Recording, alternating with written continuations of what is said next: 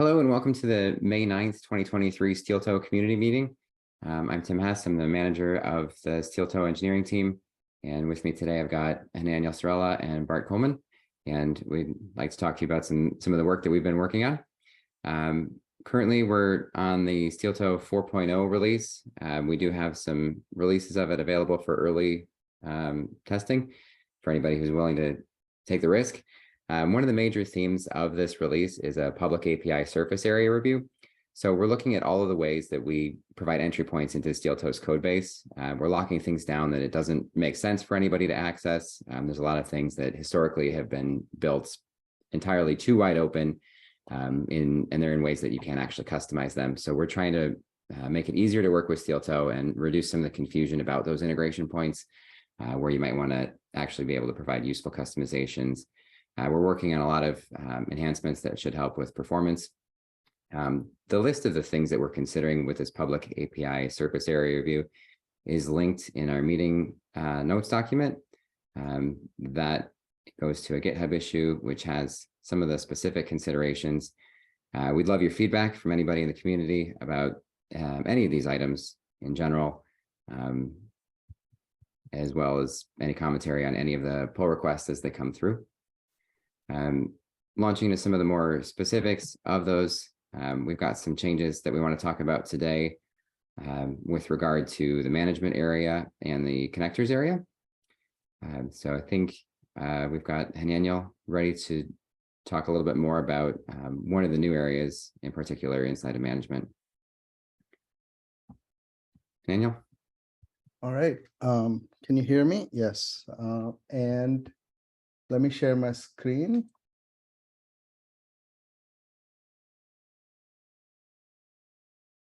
So one of the major areas of effort for this refactor is obviously the space in Steeltoe.management. So there is a PR out there if people are interested in providing feedback. But in addition to that, one of the things we're working on is adding additional functionality in the management endpoint endpoint space, and that is to add several new actuator endpoints. And one of the ones I'm currently working on is the Beans actuator, which comes from obviously Spring Boot, and what it does is basically show the contents of the IOC container and show all the dependencies between the beans, which are in .NET terminology, are services.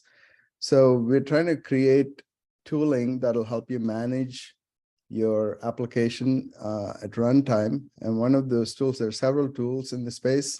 Well, one of them is Spring Boot Admin, which allows Spring Boot applications to people who write Spring Boot apps to manage their application. And it has things like, metrics and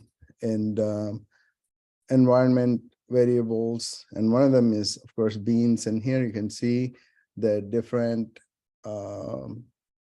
actual services and the resource path that it got loaded from and any dependencies. So we're mirroring that functionality for .NET apps, and in other spaces where there's more support for .NET, we can add other fields and other useful information.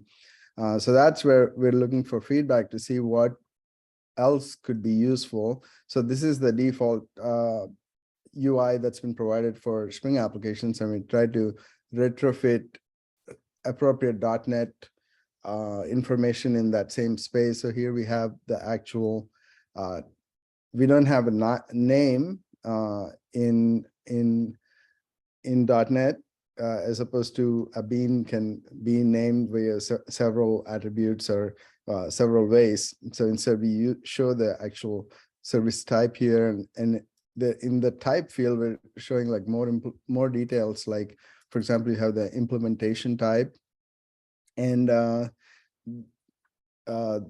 course the scope, and somehow I'm and also the scope information is also there. Yeah, here, this is what I was looking for. So you can see the scope information and visualize there. And for dependencies, there's not, at the moment, I could see an easy way to see as the bean got created, like which particular constructor got used to figure out where its dependencies came from. But what instead I did is list all the constructors that are available. Let's kind of find something that's has multiple. I think iHost lifetime is one of them. Yeah, there's several constructors, so you can figure out like similar information that might be useful. So that's what we've retrofitted there. Yeah, and so that's pretty much what we have, and I think it'll be good to know what else could be added and how it can be useful, better filtering. Of course, if you want to look for your particular, this logic is implemented by the services endpoint. So, so now you can see your own code and filter by that. The filter here, for example, only filters by the by not the namespace, but the actual type. So for example, if you said something like, I want to filter by the Steeltoe, at the moment, it doesn't do that. But in a different place, so I'm thinking like in any of the Tanzu UIs, we could add functionality to filter by namespace and so on. So it would be good to know if this is useful at all for anybody in the .NET world, and how it could be more useful. At a lower level, this is the kind of the output that's that the bean produces on the Spring Boot side. And you have you can see what it looks like over there. You have all the dependencies being listed out, and shows whether it's a class path resource or whatever the resource type is. And for .NET, yeah, it's the assembly name, fully qualified assembly name. And this is basically the debug information that's coming from the service descriptor. So it has more than the service type. Okay, it has a service type, but also has the lifetime, singleton, implementation, instance, and so forth, as it's appropriate. Yeah, so basically looking for feedback and saying +1 if you like something like this, and just to hear some community feedback. Yeah, back to you, Tim. That's all I have. Thanks, Daniel. Okay, so that was the main focus of management right now. One other thing I forgot to mention with all of our public API surface area review is it's not just the publicly accessible surface area. We are going a bit deeper with implementing the iOptions pattern across the board, which is giving us more consistency with the .NET ecosystem. And a lot of the stuff that is in Steeltoe was written, 4 or 5 years ago, and it's just kind of time that we're coming back around, reviewing it all, making sure that it all plugs in as natively as possible, taking advantage of all of the underlying performance improvements that Microsoft has been making at the core layers, and just making sure that we're playing nice from top to bottom and using the Microsoft tooling as well as we possibly can. Along those lines, we've made some changes to the way that connectors are working. So Bart, would you be able to talk us through some of that? Yeah, sure. What's common in the .NET world, if you're dealing with databases, is to have some kind of connection string or URL.